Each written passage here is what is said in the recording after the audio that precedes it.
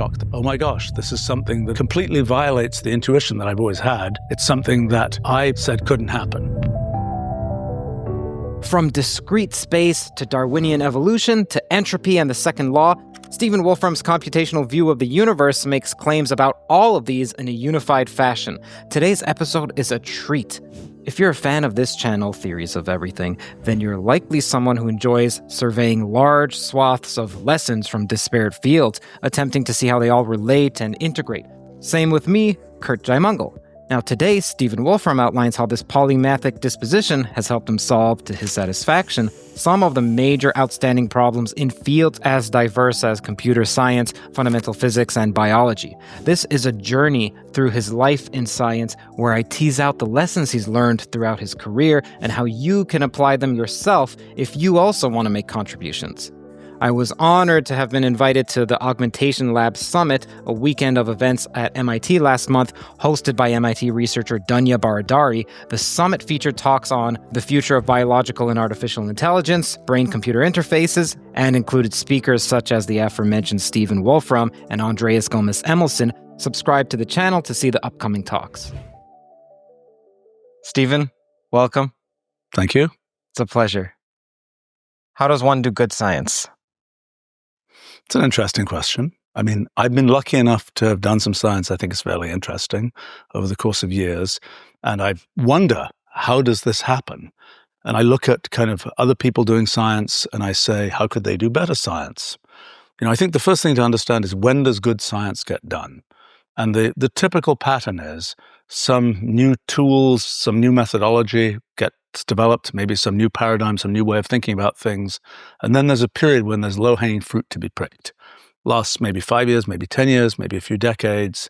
And then then some field of science gets established, it gets a name, and then there's a long grind for the next 100 years or something that people are doing, sort of making incremental progress in that area.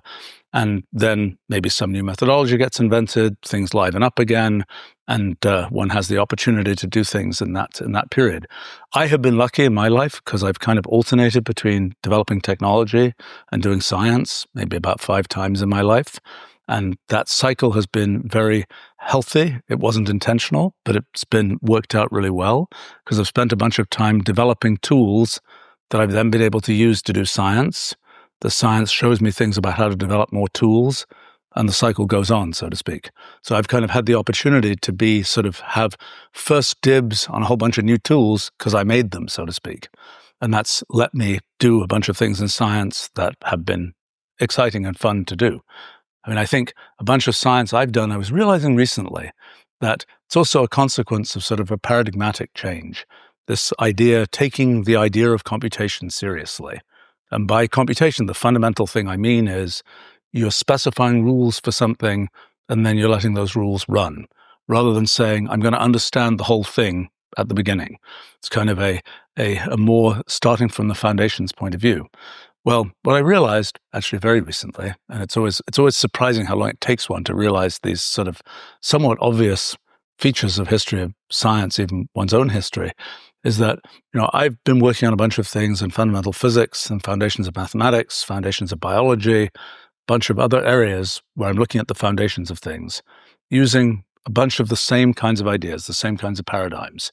And I'm realizing that a bunch of what I'm doing is kind of following on from what people did about 100 years ago, maybe sometimes a little bit more than 100 years ago. And I was wondering, why is it that a bunch of things I'm interested in, I'm going back and looking at what people did 100 years ago, and I'm saying, they got stuck. I think we can now make progress. What happened? I think what happened is that in the 1800s, there was this kind of push towards abstraction. There was this idea that you could make formal versions of things. It happened most notably in mathematics, where kind of the idea emerged that sort of mathematics was just a formal game where you're defining axioms and then seeing their consequences. It wasn't a thing about actual triangles or whatever else. It was an abstract exercise. And once people had ground things down to that level of abstraction, same kind of thing happened with atoms and so on in the structure in physics. Once people had ground things down to that sort of deconstructed level, they had something where they didn't know what to do next. Because what turns out to be the case is that that's sort of the setup for computation, is you've ground things down to these kind of elementary primitives, and then computation takes over, and that's the thing that uses those primitives to do whatever is going to happen. And so I think a lot of what got stuck then was closely related to this phenomenon of computational irreducibility that I've studied for the last 40 years or so, that has to do with, even though you know the rules, it will not necessarily be the case that you can kind of jump ahead and say what will happen. You may just have to follow those rules step by step and see what happens. You may not be able to make the big theory that sort of encompasses, that describes everything that happens. And I think what happened in a bunch of these fields is people kind of ground things down to the primitives. Then they effectively discovered computational irreducibility, implicitly discovered it, by the fact that they couldn't make progress. And I think that, and things like Gödel's theorem, which are reflections of computational irreducibility, kind of were kind of the other signs, more direct signs of that phenomenon. But the end result was people got to these primitives and then they couldn't get any further. And now that we actually understand something about the kind of computational paradigm, we can see to what extent you can get further and the kinds of things that you can now say. So it's kind of interesting to me to see that. I mean, one particular area where I've only learnt the history recently, and I'm kind of shocked that I didn't know the history earlier, is about the discreteness of space. So, back in antiquity, people were arguing back and forth, is the universe continuous or discrete? Are there atoms? Does everything flow? And nobody knew. End of the 19th century, finally, one had evidence that, yes, matter is made of molecules and atoms and so on. Matter is discrete. Then, first decade of the 20th century, became clear you could think of light as discrete. That had been another debate for a long time. And at that time, first few decades of the 20th century, most physicists were sure this whole discreteness thing was going to go all the way, that everything was going to turn out to be discrete, including space. I didn't know that because they published very little about this. And the reason was they couldn't make it work.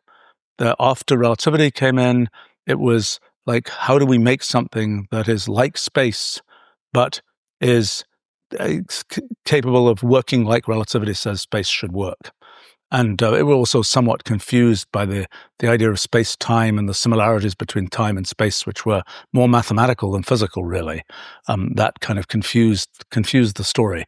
But I think then the thing that became clear was, I think 1930 was, I think, the time when particularly Werner Heisenberg was, I think, one of the ones who was really, space is discrete. He had some, I think, I need to go look at his archives and things, but I think he had some kind of discrete cellular model of space, and he couldn't really make it work. And then eventually he said, forget about all of this. I'm just going to think about processes in physics as being, these particles come in, something happens in the middle, but we're not going to talk about that. We're just going to say it's an S matrix, and then things go out. And so that's when he started just saying, I'm going to look at the S matrix, this thing that just says what goes in is related to what comes out. I'm not going to talk about what's in the middle, because I got really stuck thinking about sort of the ontology of what's in the middle. So then after that, the sort of quantum field theory and quantum mechanics and so on started working pretty well. People forgot about this idea of discrete space. And in fact, the methods that they had would not have allowed them to have much interesting to say at that time. And finally, through sort of a series of events that are kind of mildly interesting in my own life, I kind of came to realize how you could think about that in computational terms and how you could actually make all of that work. One of the cautionary tales for me is this question about, is matter even discrete or continuous? That people had argued about. People like Ludwig Boltzmann had gotten, had sort of said towards the end of the 19th century, he kind of said he believed very much in the atomic theory of matter. He was like, nobody else believes this. He said, I'm going to write down what I have to say about this. He says, one man can't turn back the tide of history. I'm going to write down what I know about this so that when eventually this is rediscovered, when eventually people realize this is the right idea, they won't have to rediscover everything. Well, in fact, it's kind of a shame, because in 1827, I think, a chap called Robert Brown, who was a botanist, had observed this little pollen grains being kicked discretely when they were on water or something, and that it was realized eventually that Brownian motion is direct evidence for the existence of molecules. So if Boltzmann had known the botany literature, he would have known that, in fact, there was evidence for molecules that they existed. It just, those connections were not made. And so for me, that's a kind of cautionary tale, because in modern times, I think about what does it take to kind of find experimental implications of the kinds of theories that I've worked on.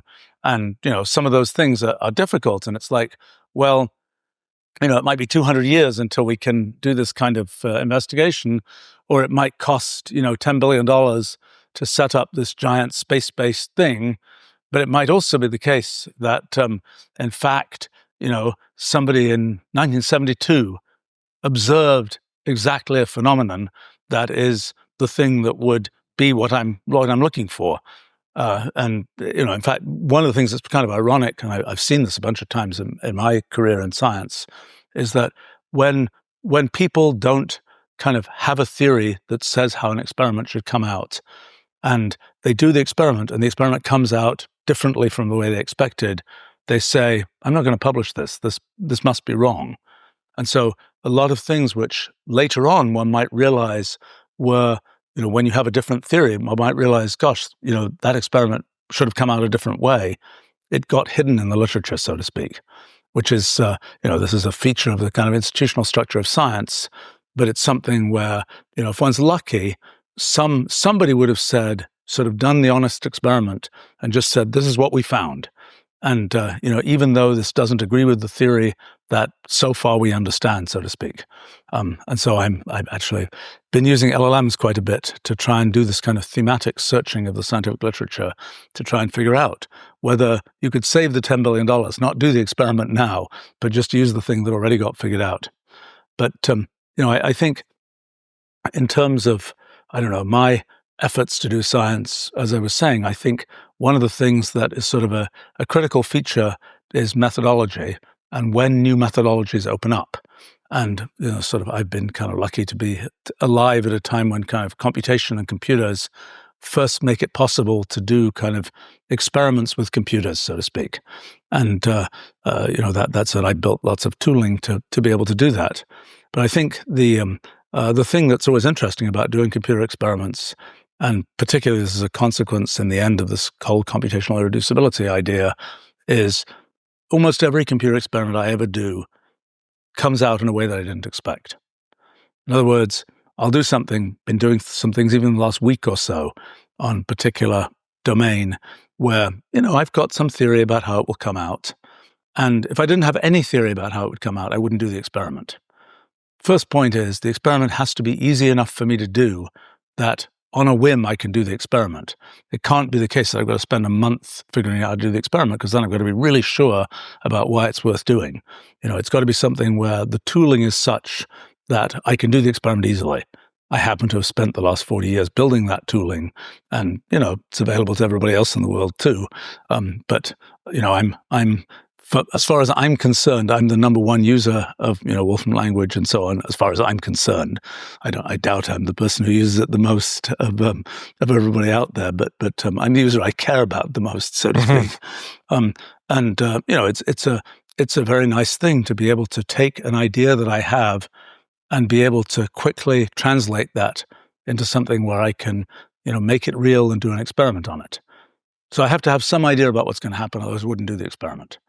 But then I do it, and the thing I typically say to people who work with me is we have to understand the computational animals are always smarter than we are. So, do the experiment, and you find things that you never expected to find. Why don't you give an example, a specific one? Yeah, so let's see. I was looking at almost any kind of simple program. The question is, what kind of thing can it do? And so, for instance, let's say looking at simple programs that rewrite networks. Okay, you run the network rewrite thing. What's it going to do? Well, sometimes it builds this elaborate geometrical structure. I had no idea it was going to do that. I thought it was going to make this messy, kind of sort of random-looking thing. But no, actually it builds this very sort of organized, elegant structure in some particular cases. Or, for example, I've been looking most recently, as it happens, at lambda calculus, very old model of computation that I happen to have never studied before, but have a particular reason to be interested in right now. And it's a question of, okay, I'll give you an example that happened to me just a few days ago. So there's this very simple specification, simple program. The program will run for a while. There are different versions of this program. You can enumerate lots of different possibilities. It will typically run for a while, and, well, usually it will stop. Sometimes it won't stop. It will just keep going. Sometimes it will go on repetitively and so on. And so I was looking at a bunch of these things, and I was wondering, what's the maximum lifetime of one that eventually stops? So I studied a bunch of different cases, and there was, I thought, okay, I found it. It's a lifetime, I don't know what, a few hundred or something. And I could find that with some simple experiments. But then there was one where I started looking at it, and I started looking at pictures of it, and I'm kind of a seasoned hunter at this point for these kinds of things. And there was something about it that didn't seem quite right. There was something about one that I thought was going to just go on forever, but it seemed like it was doing things that might not allow it to go on forever. So I pushed it a bit harder, pushed it harder. Sorry, what do you mean by you pushed it harder? Pushed the program harder? I've been using Claude to prep for Theories of Everything episodes, and it's fundamentally changed how I approach topics. Something that's changed as of the past few weeks is that I used to rely on ChatGPT for what's related to LLMs, but Claude converted me, especially since GPT-5. I don't remember the last time I've used ChatGPT consistently. Even something as simple as pasting large pieces of text, I love how Claude's interface has these as attachments rather than embedding them as large walls of text. I also like how extremely fast it is to answer. I like Claude's personality. I like its intelligence. I also use Claude Code on a daily basis and have been for the past few months. It's a game changer for developers. It works directly in your terminal and understands your entire code base and handles complex engineering tasks. I also used Claude, the web version, live during this podcast with Eva Miranda here. That's actually a feature named Artifacts, and no coding is required. I just describe what I want, and it spits out what I'm looking for. It's the interactive version of, hey, you put words to what I was thinking. Instead, this one's more like you put implementation into what I was thinking. That's extremely powerful. Now, what sets Claude apart is its research depth. What I like about Claude is that it actually synthesizes across dozens of papers, finds connections between seemingly unrelated areas, and helps me spot philosophical assumptions there, buried within technical arguments. Use promo code Theories of Everything, all one word, capitalized. Ready to tackle bigger problems? Sign up for Claude today and get 50% off Claude Pro, which includes access to Claude Code when you use my link, claude.ai/theories of everything. Sorry, what do you mean by you pushed it harder? Pushed the program harder? I let it run for longer. I let it run overnight on a network of computers. I mean, that's in practice what I did. Okay. And, and then come back in the morning and, oops, it ran for, I don't know, some tens of thousands of steps and then stopped. Never expected that. And then there was another one where having seen that particular phenomenon, there was another one where I kind of suspected this one is going to stop. And that one stops after let's see. That one I kind of found a method for figuring out how it will develop, and that one I think stops after a few billion steps. So these are things you don't expect, and this is very typical of what happens in this computational universe. It's a bit similar to the physical universe. There are things that happen in the physical universe that you don't expect. But it's particularly sort of in your face when you can see, in the physical universe, you don't necessarily know what the underlying rules for something are. So you could always be wondering, do I just not know enough about how snowflakes form or something? Mm-hmm. But in this case, you know the rules, you know exactly what went in. And yet you'll sort of have this forced humility of realizing you're not going to be able to figure out what happens. And sometimes you'll be quite wrong in your guess about what's going to happen. So, one of the principles in doing that kind of science is, you'll do these experiments, they'll often come out in ways you don't expect. You kind of just have to let the chips fall where they fall, which is something in doing science that can be psychologically very difficult. You had to have had some kind of theory that caused you to start doing the experiment. Otherwise, you wouldn't have done the experiment. And so there's something of a psychological pressure to say, look, I had this theory, this theory has to be correct. Something went wrong with my experiment. Let me tweak my experiment. Let me, ignore that part of the experiment or something. And because I'm sure this theory must be correct. One of the things that, is an important thing that I kind of learned long ago now is just let the damn chips fall where they'll fall. And turns out, one of the things that's happened to me is sometimes these chips fall in places that very much violate various kinds of prejudices that I have. And it's just like, I'm more interested in where the chips actually fall than in supporting some prejudice that I have. And as it turned out, in the end, what's happened is sometimes several years later, I realized actually the way those chips fell was more consistent with my prejudice than I could ever have imagined. So I'll give you an example. So, a lot of things I've done have been sort of deeply deconstructive of the way the universe works.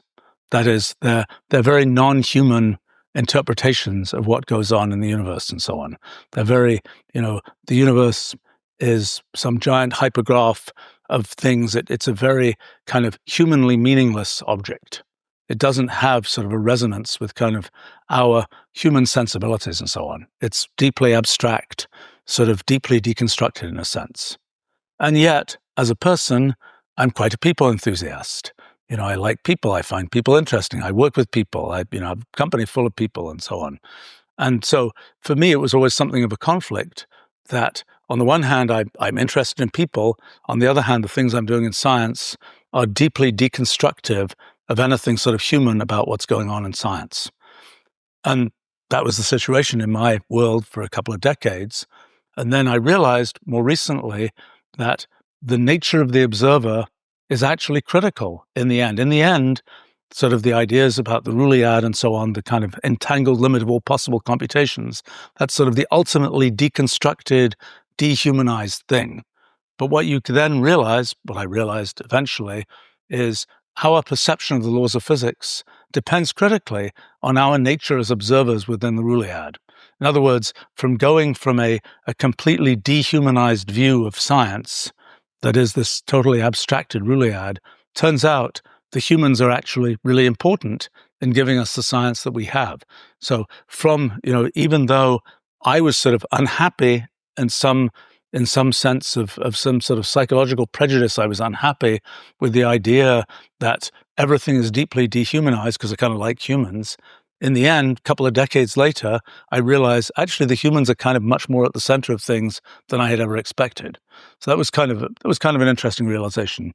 Another one like that I resisted for a long time is these things I call multi-way systems, which I had invented back in the early 90s, and which I had thought by the late 90s that was a possible view of how quantum mechanics might work, that there are these kind of many paths of history and that are being followed by the universe and so on. I really resisted that idea because I felt sort of egotistically that I didn't want it to be the case that there were all these different possible paths of history and the one I was experiencing was just one of those paths or something like that. That was the assumption that I had made about what the implications of this idea of multi-way systems would be. What I realized when we did the physics project in 2019 was that, in fact, that isn't the right picture, that the idea of multi-way systems and the idea that there are these many paths of history, that's the right story. But the thing to realize is we are embedded as observers in this universe that is branching all the time.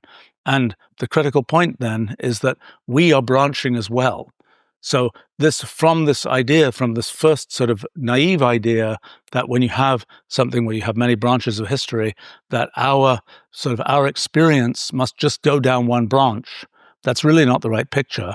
Actually, there are a couple of issues. One is that the branches can merge, and the other is that our experience can span many branches. We are extended objects. Our minds are extended objects in this branchial space, in the space of these possible branches.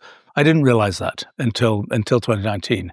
And that makes it, that means that my sort of ignoring multi-way systems for, close to 30 years was a piece of sort of incorrect prejudice. And I was kind of lucky enough that eventually kind of started thinking about, look, might as well try and take this seriously and see what its consequences actually are. It was something actually Jonathan Gorod was one of the people who's like, you should take these more seriously. I'm not sure he saw what the outcome would be, but that was why are you resisting this so much? It's perhaps a so that was but so it's always an interesting thing when you have kind of this this sort of you have to have a belief about how things are going to work, otherwise you don't even look there. But you have to just believe the experiments you're doing or the things you figure out. I mean, for me, if I was doing, back in the day when I was long ago when I was sort of first doing physics, I worked a bunch with Dick Feynman, who was a physicist who one of his great strengths was he was a really good human calculator, and I can't do that. I'm a good computer calculator, but not a good human calculator. I built these computer tools because I wasn't a very good human calculator. But Dick Feynman was really good at doing these calculations and getting to the right answer. And then he would go back and say he didn't think anybody would be impressed by the fact that he got to the right answer by doing this complicated calculation. He thought people would only be impressed if he could come up with this really simple kind of intuitive explanation of what was going on, which he often managed to come up with. Then he would throw away the calculation, never tell anybody about the calculation. And everybody would be like, how did you possibly figure out this kind of intuitive thing? And they'd all think, oh, it must be simple to come out with this intuitive thing. It wasn't simple. It was the result of some long calculation, which he didn't think anybody would be impressed with because he found it easy to do those things. I don't. For me, the only kind of thing where I know what I'm talking about is I do a computer experiment. It comes out in a certain way. The computer does what the computer does. There's no kind of sort of I might have made a mistake somewhere type situation. I think if I look at the kinds of things that I've tended to do in science, they sort of mix what one might think of as kind of philosophy and what one might think of as this kind of very detailed, kind of solid computational experiments and so on. That turns out to be, for me, has been sort of a powerful methodology for dealing with things. To go from, on the one side, sort of a general, almost philosophical understanding of how things might work, and then sort of the challenge is to be able to sort of think computationally, fluently enough that you can go from that sort of philosophical understanding to say, okay, here's the program I should run that is a manifestation of that philosophical understanding, and then let's see what it actually does. And then I don't have to worry, am I getting it wrong? Because the program just does what the program does. And it's kind of, I find it kind of charming when my new kind of science book came out in 2002, people saying, but it's wrong. It's like, what does that mean? What about it was wrong? I don't know, but it's kind of people assume that you could sort of have got the wrong answer by doing the wrong calculation or something. But this is the nature of computer experiments. You just, you specify the rule, you run the program does what the program does. There's no humans are involved. No possibility of error exists, so to speak.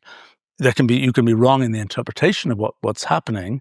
You can be wrong in the belief that what's happening in the computer experiment is relevant to something else. But the actual experiment itself, it just is what it is. Now, you can be confused, I will say. And the number one source of confusion is when people don't look at everything that happens in the experiment. So people say there's a certain tendency, in science, people have had this idea that, being scientific is about generating numbers. And so one quite common type of mistake is to say, well, there's a lot of detailed stuff going on underneath, but I'm just going to plot this one curve as the result. And that means that you don't really get to see sort of the detail of what's happening. You're just seeing this one sort of summary, and sometimes that one summary can be utterly confusing. It can just lead you into kind of the thinking the wrong thing. And so for me, being able to have sort of the highest bandwidth thing that I think we have to kind of understand what's going on is our visual system, and being able to sort of visualize what's happening in as much detail as possible, I've always found very important. And often when I do projects, in fact, I just got bitten with this in the very latest project that I was doing. I always try to make sure that I front the effort to make the best possible visualizations. Interesting. Because if, the thing that one does that's a mistake is to do the project with kind of crummy visualizations and then say, and now I'm going to present it and I'm going to make a really good visualization. Then you do the really good visualization and then you're like, oh gosh, there's something I can now see that I didn't see while I was doing the project. So That's I just a little bit bitten with that because there was a particularly complicated kind of visualization that I didn't go to the effort to make quite early enough in the project that I'm currently doing. And so I'm just having to redo a bunch of things because I realized that I can understand them much more clearly using this sort of more sophisticated visualization technique. But that's that's kind of you have to that's just one of these things when you kind of start sort of thinking computationally about things. This idea that you can see as deep into the computation as possible is important, rather than saying all I care about here is this thing of plotting this one curve because that's what scientists have done for the last couple of hundred years. I think one of the things I realized only very recently about my own personal sort of scientific journey is back in the early 80s, I started doing a bunch of computer experiments, visualizing sort of the computations that were going on, figuring things out from that. And for me, doing that in 1981 or something like that was completely obvious. It was like, how could you ever not think about doing something like that? But the question was, why was that obvious to me? And it turns out what I had been doing for several years previously was building my first big computer system, which was a system for doing algebraic computation, symbolic algebraic computation. And I had gotten into doing that because I was doing particle physics. In particle physics, one of the things you get to spend a lot of time doing is computing Feynman diagrams. Feynman diagrams are this way of working out, well, actually this S-matrix thing that I'd mentioned earlier, a particular way of doing that that's sort of the best way we know to do it. I have to say, as a sort of footnote to this, Dick Feynman always used to say about Feynman diagrams, they're kind of the stupidest way to do this kind of calculation. There's got to be a better way, he said. I remember one time telling him, if you work out, there's sort of a series that you generate of Feynman diagrams, and I think at the kth order in these Feynman diagrams, I'd worked out that the computational complexity of doing these Feynman diagrams went like k factorial to the fifth power. So as you go to higher orders, it takes unbelievably much more difficult to work things out. And so I was telling this to Dick Feynman. He's like, yeah, this is a stupid way to work things out. There's got to be a better way to do it. We haven't known what that better way is. I'm sort of excited right now because I finally think I understand kind of in a bigger, more foundational picture of what Feynman diagrams really are and how one can think about them in a way that does allow one to sort of go underneath that formalism and potentially work things out in a much more effective way. It's a spoiler for some things that I'm still working on, but essentially in Feynman diagrams, you're drawing these diagrams that sort of say an electron goes here and then it interacts with a photon, and then the photon interacts with another electron and so on. It's a diagram of sort of interactions. And what I realized is that really those diagrams are diagrams about causality. They're diagrams that show the lines that represent here's an electron. Really, the electron is basically a carrier of a causality. There's an event that happens when an electron interacts with a photon, and that event has a causal effect on some other event. And that causal connection is represented by this electron line, so to speak, in this Feynman diagram. That way of understanding things allows one to connect sort of Feynman diagrams to a bunch of things that have come up in our physics project to do with things we call multi-way causal graphs. And there's a whole rather lovely theory that's starting to emerge about these things, but I haven't figured it all out yet. But in any case, that's a irrelevant sideshow. But back in the late 70s, I was trying to get computers to do these very ugly, nasty calculations of Feynman diagrams, because that was the only way we knew to work out the consequences of quantum field theory in those days, particularly QCD, which was a young field in those days. And I, as the teenage me, had the fun of being able to work out a bunch of calculations about QCD sort of for the first time. And now they're well-known sort of classic kinds of things, but then they were fresh and new because it was a new field. But it was one of the things that had happened was I had built a bunch of capability to do symbolic computation, algebraic computation. And one of the features of doing algebraic computation is that you don't just get a number as the answer. If the answer to your calculation, if the computer spits out 17.4, there's not a lot you can do with 17.4. There's not a lot of intuition you can get from 17.4 on its own. But when the computer spits out this big, long algebraic expression, it has a lot of structure. And one of the things that I had kind of learnt to do was to get intuition from that structure. And so, for example, if you're doing, you're doing integrals, let's say. I've never been good at doing integrals by hand, but I became, what I learnt from doing thousands of integrals by computer was kind of things about the intuition about the structure of what happens in integrals. And that allows one to kind of to sort of jump ahead and see this complicated integral. It's going to be, I think, intuitively, roughly of this structure. And that's a big clue in actually being able to solve the thing on a computer. So the thing that I realized only very recently is that my kind of experience in doing algebraic computation had gotten me used to the idea that what a computer produces will be a thing that has structure from which you can get intuition. And so when I started thinking about sort of actual simple programs and what they do, it was sort of obvious to me, really was obvious, that I should just make some sort of visualization of what all the steps that were going on were, because I expected to get intuition from kind of the innards of the computation, so to speak. However, one of the things that I will say is that I started studying, in that case, cellular automata back in 1981, and I found out a bunch of things about cellular automata. I thought they were pretty interesting. And I had generated, back in 1981, I generated a picture of this thing called Rule 30, which is a particular cellular automaton that's been my all-time favorite. And it has the feature that has a very, very simple rule, but you started off from just this one black cell. It makes this complicated pattern. Many aspects of that pattern look, for all practical purposes, random. It's something that my intuition back in 1981 said couldn't happen.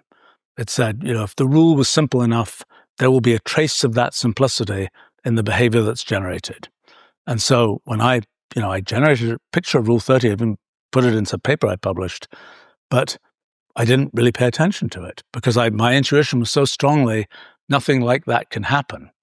Then, actually, it's sort of methodologically amusing, I think June of 1984, I happened to get a high-resolution laser printer. They were a new thing. They were big, clunky objects at that time. And I thought I was going to go on some plane flight, and I thought I'll make some cool pictures from my new laser printer. So I printed out Rule 30 at high resolution and took it with me. And I'm starting to look at it, and it's like, what on earth is going on here? I finally sort of really started, actually, some other things had happened. I had also studied other aspects of cellular automata and how they related to theory of computation and so on. And that kind of primed me for really looking more seriously at this picture and realizing, oh my gosh, this is something that completely violates the intuition that I've always had, that to get something complicated, you need complicated rules in some sense, or you need a complicated initial condition. This is something new and different.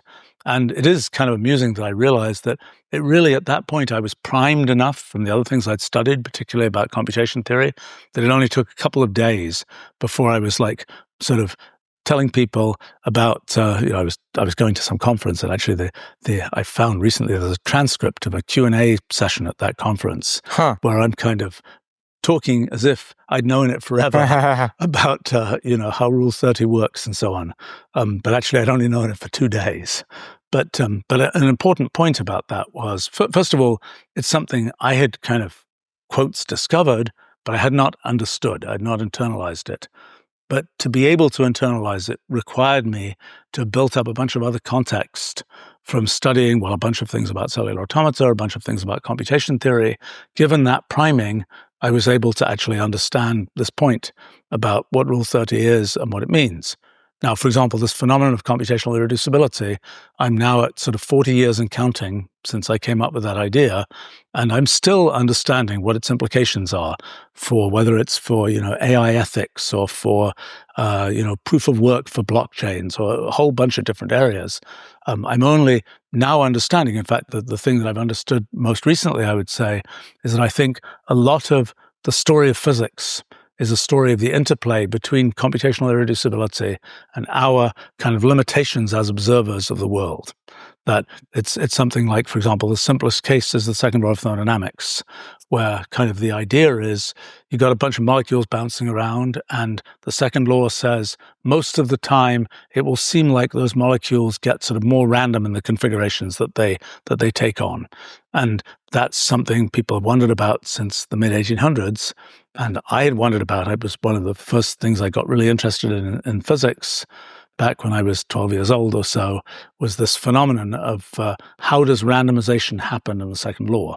And what I finally have understood is that it happens because there's sort of computational irreducibility of the underlying dynamics of these molecules bouncing around, yet that's sort of, there's an interplay between that and the sort of computational limitations of us as observers. Because we as observers aren't capable of sort of decrypting the sort of computation that happened in this underlying in these underlying collisions, we just have to say, oh, it looks random to me, so to speak. And so this phenomenon of computational irreducibility, sort of at 40 years and counting, I'm still understanding sort of the implications of this particular idea. And I mean, another thing to say about sort of the progress of science, which I can see in my own life and I can also see from history of science, is it can take a long time. Once you've had some sort of paradigmatic idea, it can take a long time for one to understand the implications of that idea. And I know for things I've done, it's I'm fully recognize the fact that it's taken me sometimes 30 years or more to understand what it was that I actually really discovered. It's kind of like if other people don't figure it out for 50 or 100 years, that's kind of par for the course. Because it took me 30 years to figure out what the significance of this or that thing was. I mean, I see that also in technology development. In building Wolfram Language, we build certain paradigmatic ideas. We have certain ideas about the structure of what can be in the language. And then it can sometimes take a decade before we really realize, given that structure, here's what you can build. You kind of have to get used to the ideas. You have to grind around the ideas for a long time before you kind of get to the next step and kind of seeing what's possible from them. I mean, I kind of see it as sort of this tower that one's building of ideas and technology in that case. And the higher you are on the tower, the further you've built up on the tower, the further you can see into the distance, so to speak, about what other things might be possible. I think sometimes when people sort of hear about the history of science, discoveries that are being made and so on, there's a certain tendency for people to think that science works and somebody wakes up one day and just figures out some big thing. Right. My own efforts in studying history of science and my own experience in my life doing science is that simply never happens. There's basically many years, usually a decade, of build-up to whatever it is one is going to potentially discover. I mentioned what happened with me in Rule 30. Once I was adequately primed, it was kind of like it all happened very quickly. But that priming took many years. And that's the thing that, usually what's reported in the storybook, so to speak, is only that final moment after that priming of when you realize, well, actually this fits together in that way and so on. And you can then sort of describe what happened. One of the things I learned about Einstein recently was that in 1904, he'd written several papers about a very different subject. He'd written a bunch of papers about thermodynamics, particularly about the second law of thermodynamics. I think he was much influenced by Boltzmann, who was a very philosophically oriented physicist. He was a person who sort of believed you could figure out things about physics just by thinking about them in the style of natural philosophy, so to speak, rather than sort of being driven by, experiment to experiment type thing. And Boltzmann had figured out a bunch of things about atoms. Boltzmann had basically had the core ideas of quantum mechanics, although of discreteness and so on. That's what Planck picked up when he studied the black body radiation problem. But in any case, at the time, 1904, was still very much, can you prove the second law of thermodynamics from some underlying principles that did not just sort of introduce the second law as a law of physics? Could you prove it from some underlying mechanical principles? And many people have been involved in that. Planck was trying to do that, actually. Planck was trying to do that when he discovered the quantum mechanics, the way of sort of understanding black body radiation in terms of discrete photons. I mean, that's a weird story, because people had wondered, why do things get more random? And they kept on saying, to get randomness, you have to have some magic source of randomness. So Planck's idea was that infrared radiation, radiative heat, would be sort of the magic source of randomness that would sort of produce heat in everything and lead to that randomness. And so he was actually studying that question when experiments came out about black body radiation. And he then noticed that these calculations that Boltzmann had done a lot earlier, where Boltzmann, just as a matter of sort of mathematical convenience, had said, let's assume energy is discrete, and had then worked out what the consequences of that were. Planck said, well, actually, if you say that energy really is discrete, you fit this data a lot better than otherwise. It took Planck another decade to actually believe that this was more than just a mathematical trick. Einstein was the one who really sort of said photons might be real a few years later. But in any case, the thing that was interesting there was that Einstein was using kind of this natural philosophical approach to science as a way to think about how things might work. And he tried applying that to thermodynamics in 1904, and he didn't get it right. He didn't figure out the second law. As we now know, sort of the paradigmatic ideas that you need to figure out the second law come from ideas about computation and so on, which were another close to 100 years in the future, so to speak. But it's sort of interesting that he was applying those kinds of philosophical thinking ideas, and it was a misfire in thermodynamics. It was a hit in relativity, in the photoelectric effect and the existence of photons, and also in Brownian motion. But it's kind of it's an interesting sort of footnote to the history of science. And I think another point that one realizes there are things that there is an ambient level of understanding that will allow one to make progress in that area, and there are things where there isn't. And in fact, Einstein himself, I think 1916, he wrote to somebody, in the end, space will turn out to be discrete, but right now we don't have the tools necessary to see how this works, which was very smart of him. I mean, that was correct. It took another 100 years to have those tools. But it's a thing where when you think about science, another issue is, are you at the right time in history, so to speak? Mm-hmm. Is the ambient sort of understanding of what's going on sufficient to let you make the progress you want to make? So one area I've been interested in recently is biology, where biology has been a field which really hasn't had a theory. The closest one gets to a theory in biology is natural selection from 1859. But that's if we say, well, why is biology the way it is? When we look at a biology textbook, what's the theoretical foundation of the biology textbook? We haven't known that. And the question is, can there be a theory of biology? Most biologists don't really imagine there's a theory of biology. They just say, we're collecting this data, we do these experiments, we work out these probabilities of things. If you're doing medicine, that's the typical approach. We don't imagine that there is an underlying theory. It's not like physics, where we imagine there might be some underlying sort of primitive theory, so to speak. Sorry, why wouldn't computational irreducibility come into play in the biological case? For you to say, or for a biologist to say, that that's the reason why there is no toe for biology. Yep. Well, that's there's some truth to that. That's Am I jumping ahead? No, that's good inference. I mean, that's I think the reason that biology looks as complicated as it does is precisely because of computational irreducibility. And the thing that surprised me, this is another sort of story of my life in science. I'd worked on cellular automata back in the early 80s. It's kind of funny fact is that this was days before the internet, so you couldn't look things up as easily, or at least before the web. People had seen that I was working on cellular automata.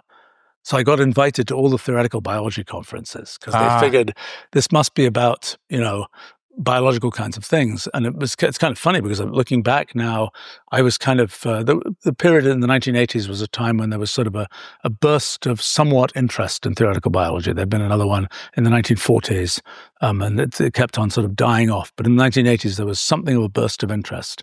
And I realized that In fact, somebody who's working with me now, who's a biologist, sort of went back and looked at some of these conferences and things. And I keep on saying, I don't really know much about biology.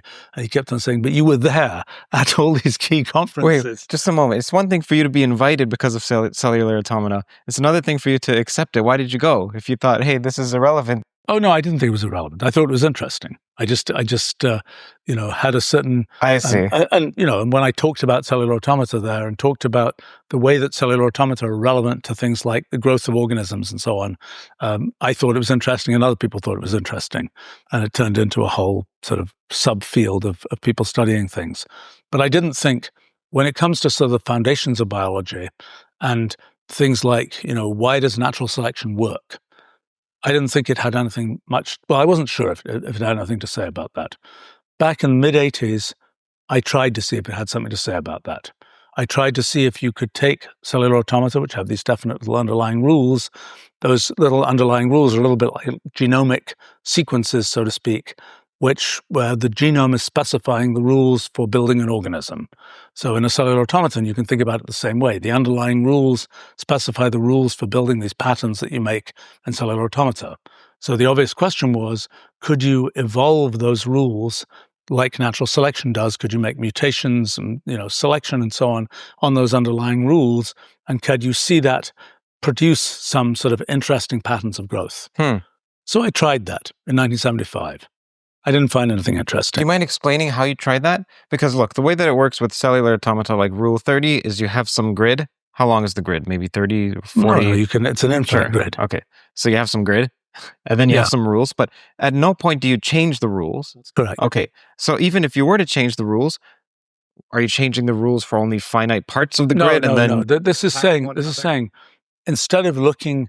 And it's not going to work so well with something as simple as Rule 30, because you can go from Rule 30 to Rule 31. Rule 30 and Rule 31 behave very, very differently.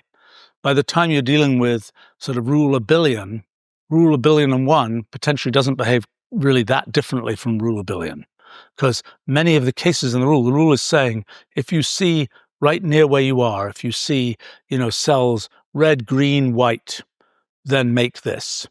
And by the time you've got enough colors and so on, you can imagine that, some of those particular rules won't even be used when a typical pattern is produced. It'll be something, so you can make some small changes to those rules and expect that maybe it won't make a huge change in what comes out. At least in the short run. Yes. I mean, that's a complicated issue because it depends on what subpart of the rules you end up selecting and as you make this pattern. I mean, it's usually the case that when you you produce some pattern from a cellular automaton, for example, every little sub-patch is typically using only some small subset of the rules, and it's using them in some particular way, and it maybe makes some periodic little sub-patch, and then something comes along that's using some different part of the rule, sort of crashes into that and destroys the simplicity that existed in that region. So it's in the case of Rule 30, there are only 8 cases in its rule. So you don't get to making any change to that is a big change, so to speak. By the time you have something with, like, say, 27 cases in its rule, you can kind of imagine, making a little change in that is less significant to the behavior that will occur. But okay, back in mid-1980s, I tried this. I tried looking at slightly bigger rules and making small changes. I didn't find anything interesting. Regarding biology? Yes. Okay. Yes. No, I was interested in kind of a model for natural selection. It was a time when artificial life was first being talked about and worked on. And, Chris Langton had done a bunch of nice stuff with my cellular automata and thinking about artificial life and so on. And it seemed sort of the obvious thing to do, but it didn't work. And so for years, I was like, it's just not going to work. And then last year, actually, I was interested in the foundations of machine learning. And the big lesson of machine learning that we particularly learned in 2011 was, in a neural net, if you bash it hard enough, it will learn stuff. And, that wasn't obvious. Nobody knew that you could get sort of a deep learning, a deep neural net to recognize images of cats and dogs and things. And sort of by accident, it was discovered that if you just leave the thing learning long enough, if you leave it training long enough, it comes out and it's actually succeeded in learning something. So that's a new piece of intuition, that you can have a system like a neural net neural net is much more complicated than one of these cellular automata. You can have a system like that. You just keep bashing it, a quadrillion times or something, and eventually it will successfully achieve some fitness function, will learn something, will do the thing you want it to do. So that was a piece of new intuition. So I thought, let me just run these, I was writing something about actually foundations of machine learning. And I thought, let me just try this experiment that I thought I'd tried it in the 1980s and it hadn't worked. But now we know something different from our studies of neural nets. Let me try running it a bit longer. And by golly, it worked. And I felt a bit silly for not having discovered this any time in the intervening, 40 years or something. But nevertheless, it was really cool that it worked. And that meant that one could actually see for the first time kind of sort of more in a more detailed way how natural selection operates. And what's really going on in the end is computational irreducibility lets one go from these quite simple rules to these very elaborate kinds of behavior. The fitness functions, the things that sort of are determining whether you survive or not, those are fairly coarse in biology. But let's imagine you have a coarse fitness function, like what's the overall lifetime of the pattern before it dies out, let's say, or how wide does the pattern get? You're not saying how it gets wide, you're not saying particularly, but you're saying how wide does it get? Sure. Turns out with those kinds of coarse fitness functions, you can successfully achieve high fitness, but you achieve it in this very complicated way. You achieve it by sort of putting together these pieces of irreducible computation. And that means that, so in the end, the answer, I think, to why does biological evolution work is that it is the same story as what happens in physics and mathematics, actually. It is an interplay between underlying computational irreducibility and the computational boundedness of, quotes, observers of that computation. So in the case of physics, the observers are us, doing experiments in the physical world. In the case of mathematics, it's mathematicians looking at the structure of mathematics. In the case of biology, the observer is kind of the environment. It's the fitness function. The fitness function is kind of the analog of the observer. And the fitness function is saying, you're a success if you achieve this kind of coarse objective. And the reason that biological evolution works is that kind of there's so much power in the underlying irreducible computation that you're able to achieve many of these kind of coarse fitness functions. So, if you imagine that the only way, an organism could survive is if it breaks out of its egg and immediately it, computes 1,000 primes and does all kinds of other weird things, right? It's not going to survive. I did that. Right. It's I did when I was born. As one does. That's one isn't going to be able to hit that particular very complicated target. What actually happens is the fitness functions are much coarser than that, and that's why biological evolution has been able to work. But if you say, well, what's actually going on inside? What's going on inside is pieces of computational irreducibility being stuck together in a way that happens to achieve this coarse fitness function. By the way, this is the same thing as what's going on in machine learning, I think. In machine learning, it's the same story, that the fitness function in that case is you're trying to achieve some training objective, and you do that by sort of fitting together these lumps of irreducible computation. The analogy I've been using is it's kind of like building a stone wall. If you're doing kind of precise engineering, you might build a wall by making precise bricks and putting them together in a very precise way. But the alternative is you can make a stone wall where you're just picking up random rocks off the ground and noticing, well, this one more or less fits in here, let me stick that in that way, and so on. That's what's going on in machine learning. You're sort of building this stone wall. If you then say, well, why does this particular feature of this machine learning system work the way it does? It's because we happen to find that particular rock lying around on the ground, or because we happen to go down this particular branch in the random numbers that we chose for the training. And so it's kind of an assembly of these random lumps of irreducible computation. That's what we are too. And that's, in biology has, the history of biology on Earth, the dice has been rolled in particular ways. We have stuck together these sort of lumps of irreducible computation, and we make the organism that we are today. There are many other possible paths we could have taken, which would have also achieved a bunch of fitness objectives, but it was just a particular historical path that was taken. one of the things that's kind of a sort of slightly shocking thing to do is to take one of these evolved cellular automata that looks very elaborate, has all these mechanisms in it, has all these patches that do particular things and that fit together in these interesting ways and so on. And you ask an LLM, say, write a description of this pattern in the style of a biology textbook. And it's kind of shocking because it sounds just like biology, because it's successfully describing, there's a, I don't know, it makes up, sometimes it can make up names for things. There's a distal, distal triangle of this and so on. And, interacting with this and this and this. And you go and you open a biology textbook and it reads kind of just the same. It's a description, biology, and the detail in biology is a description of this particular sort of sequence of pieces of computational irreducibility that got put together by the history of life on Earth and that make us as we are today. Now, since we care about us, it's very worthwhile to study that detailed history, that detailed, lump of computational irreducibility that is us.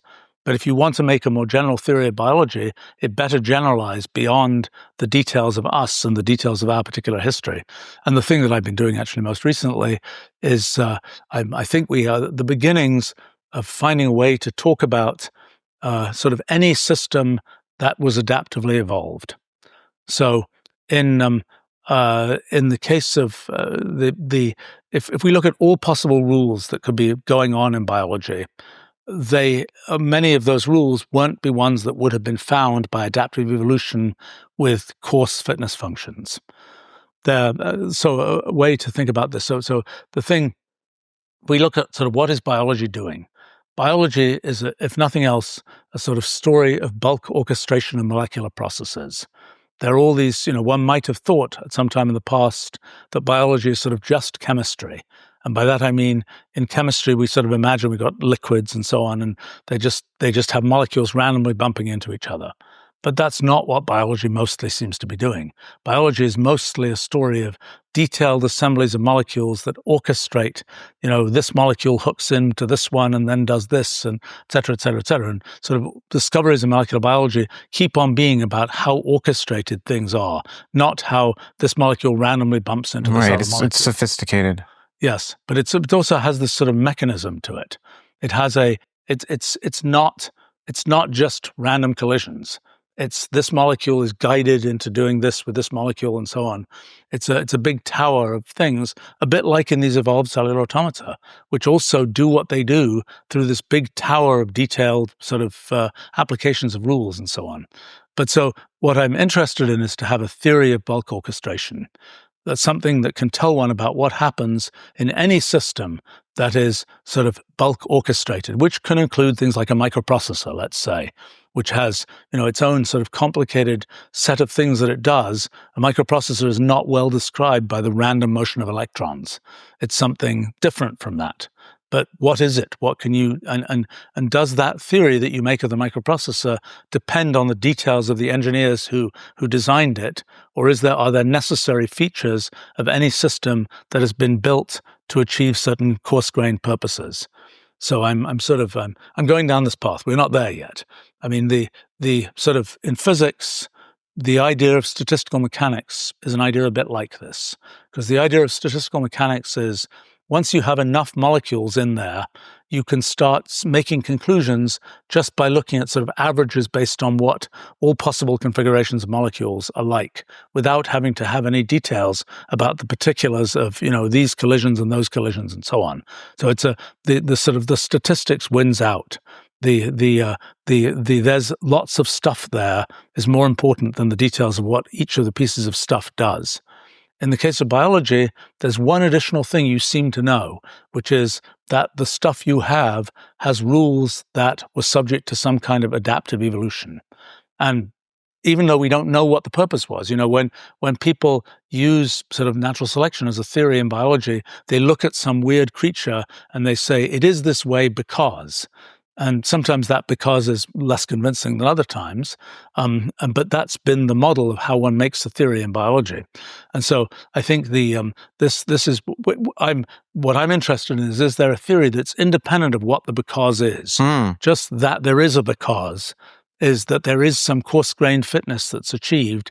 Is that enough of a criterion to tell you that something about sort of this bulk orchestration, this limit of a large number of things subject to that kind of constraint? Actually, I figured out something this morning about this. We'll see whether it pans out. But I have one of the things that's really, really striking about these kinds of systems where one has done this kind of adaptive evolution on a large scale is you just make pictures of them and they just look very organic. It's a strange thing. And I think I have an idea about how to sort of characterize that more precisely that may lead one to something that is sort of I mean, what one's looking for is something that's kind of a theory of bulk orchestration as, for example, information theory has been a general theory of just sort of the all possibilities type situation with data or with statistical mechanics and so on.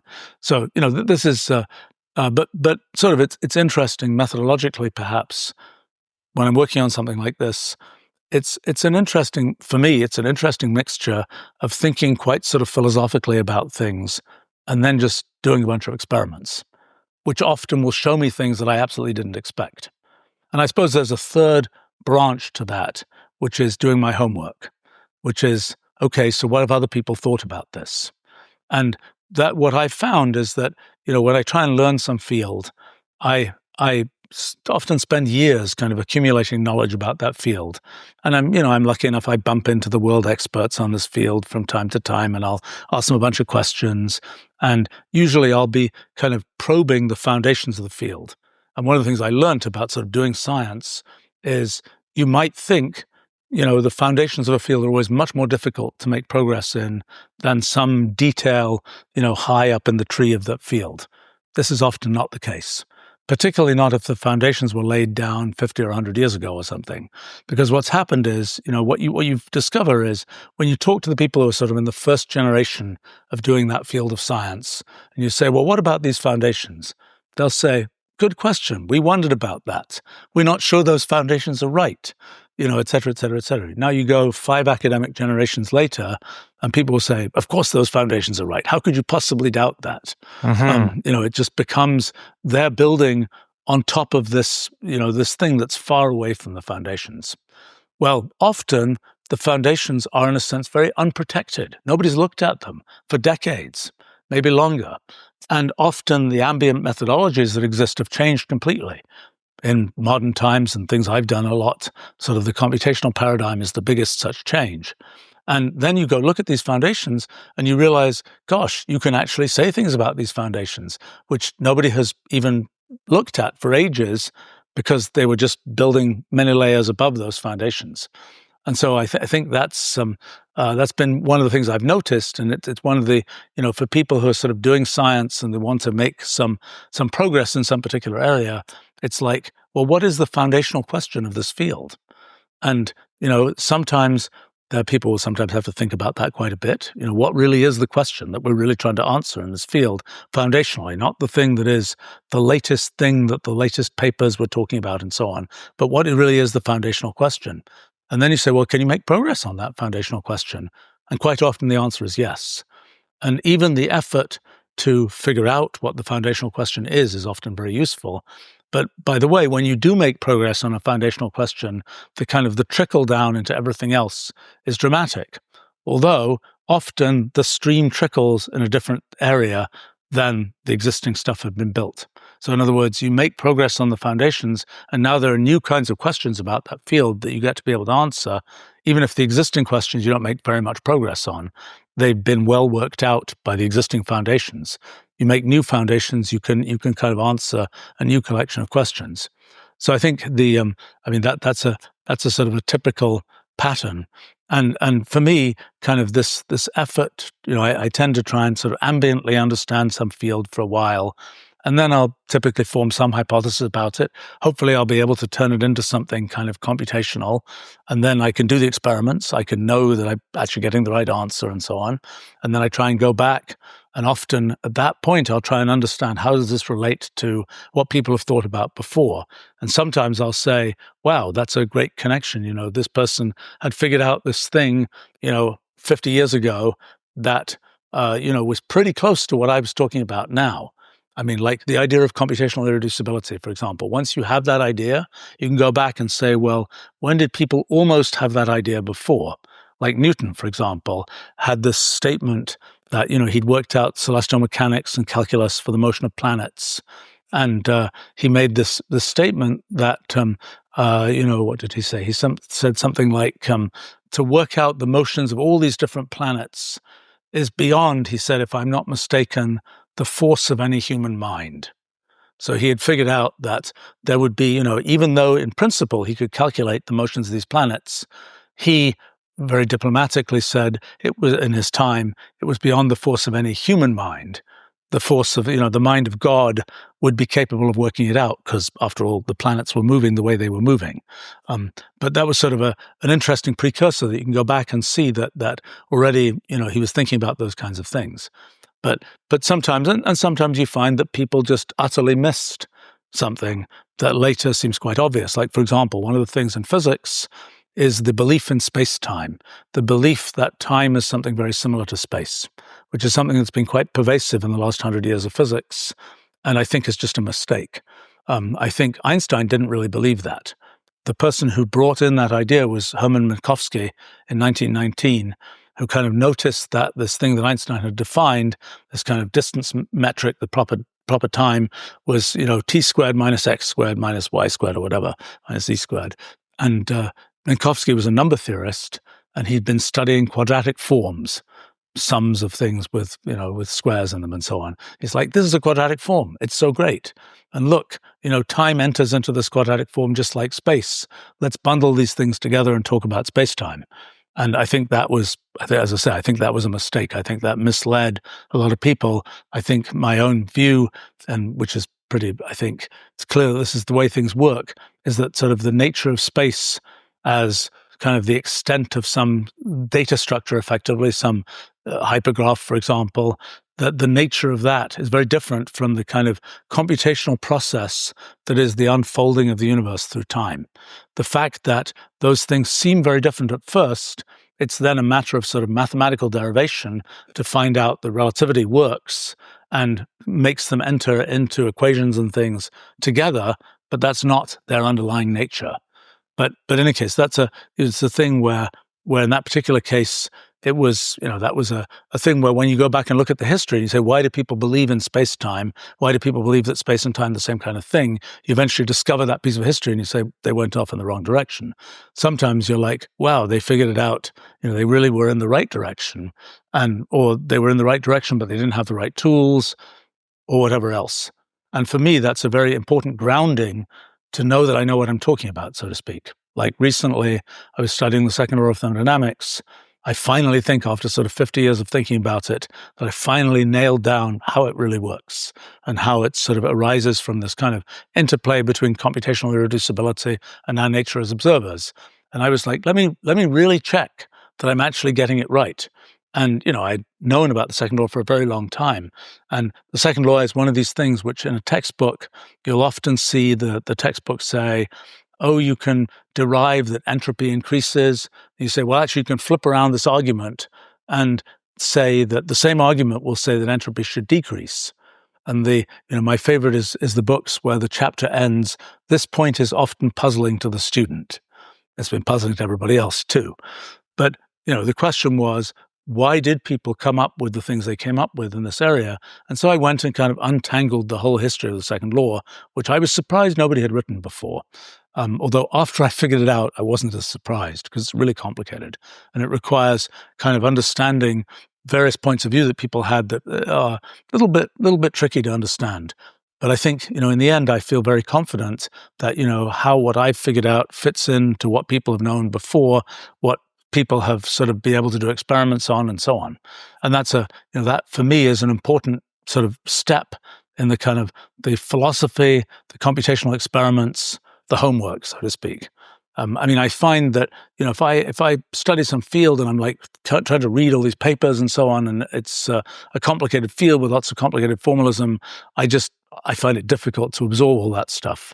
For me, it's actually easier just to work it out for myself and then see where those chips have fallen and then go back and figure out what the history is, and see how what I've done relates to that history. Maybe sometimes it's not so common, I have to say, but sometimes I'll discover something in the history where I say, that's an interesting idea, and I can use that idea in something that I'm trying to do. It tends to be the case that I've kind of learnt enough of the ambient kind of history beforehand that I'm not usually surprised at that level. But it's always a humbling experience to learn some new field, because you always, I feel a field I've been trying to learn for a while is economics, which is deeply related to kind of structure of human society and so on. And I'm still at the stage, it happens whenever I learn a field, that for a while, every new person I talk to will tell me something I didn't know that makes me very confused about what is actually going on in the field. I feel like I'm just at the just at the crest of the hill now for economics. It's starting to be the case that I've heard that idea before, and I'm beginning to understand how it fits into the sort of global set of things that I'm thinking about. And I do think, by the way, that it's going to turn out that there's a economics, like biology. Well, economics thinks it has more theories than biology thinks it has, but there's sort of a question of what kind of a thing is economics. What are its foundational questions? What can one actually understand? I'm not there yet, but I think it is really clear to me that the methodologies that I've developed are going to be very relevant to that. I don't know how it will come out. That's one of these things you have to let the chips fall as they will. I don't know how it's going to come out. I don't know whether, I have kind of prejudices about what I'm going to learn about, cryptocurrencies and things like this, which is an interesting case, because it's kind of a case where sort of all there is the kind of economic network. There isn't the kind of obvious underlying human utility of things. Just to give a preview of some of the thinking there, one of the questions in economics is, what is value? What makes something valuable? And my proto-theory of that, which is some subject to change because not fully worked out at all, is, in the end, the main thing that's valuable is essentially computational reducibility. In other words, in the world at large, there's lots of computational irreducibility, lots of things that are unpredictable, lots of things you can't do quickly, and so on. But we humans have one thing in fairly short supply, and that's time, because, at least for the time being, we're mortal. We have only a limited amount of time. So for us, anything that kind of speeds up what we can achieve is something that is valuable to us. And computational reducibility is the possibility of finding these little pockets where you can kind of jump ahead, where you're not stuck just going through letting things work as they work, so to speak. I see. So I think my proto-theory is that the ultimate concept of the ultimate source of value is pockets of computational reducibility. The fact that you can sort of put together a smartphone and it's a whole smartphone, rather than having to, get all the ingredients together and just go step by step, so to speak. If we had infinite time, we could build every smartphone from scratch ourselves. But because we only have finite lifetimes, it's worthwhile for us to have the finished goods, so to speak. It's the very beginning. I'm just trying to understand these things. So roughly speaking, anything that saves us time will be valuable, or at least what is valuable will save us time. And then what saves us time is something that's computationally reducible. Yes, that's the idea. And I think there's sort of questions about kind of what, when you invent something, how do you build on that invention? How do you take that lump of reducibility and make use of it, and so on? What is the value of that invention? That's not something usually taken into account in economics. There's the scarcity of stuff, but not the value of this idea, and so on. And in biology, we can see the same thing happening. There is some sort of piece of reducibility, some mechanism that you see being found, and then that mechanism is reused. I don't understand how this stuff works yet, but this is, in the end, it's kind of a theory that allows one to understand something about kind of about the function of things, as well as about the mechanism by which the things occur, so to speak. But this is so for me. In terms of doing a project like that, it's sort of this mixture of sort of the philosophy of what's going on, the kind of conceptual framework, a bunch of computer experiments to see what actually happens, and then sort of a doing one's homework understanding of how this fits into what other people have figured out.